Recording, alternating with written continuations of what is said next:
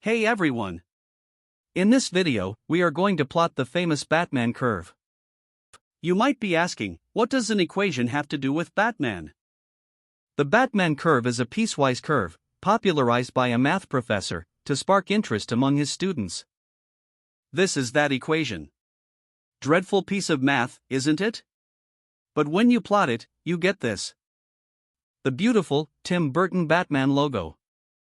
Obviously, this is a piecewise equation, so let us break it down.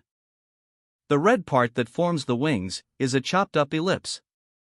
Similarly, the violet and brown parts are inclined lines that form the ears. Green is the space between the ears, black is the tail part, and so on.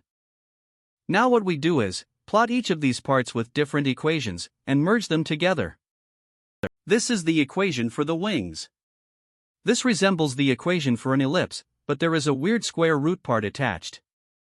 This square root part makes the equation undefined for values outside the bounds, so they are not plotted on the graph. This is a clever technique to chop up the curves. The equation for the tails.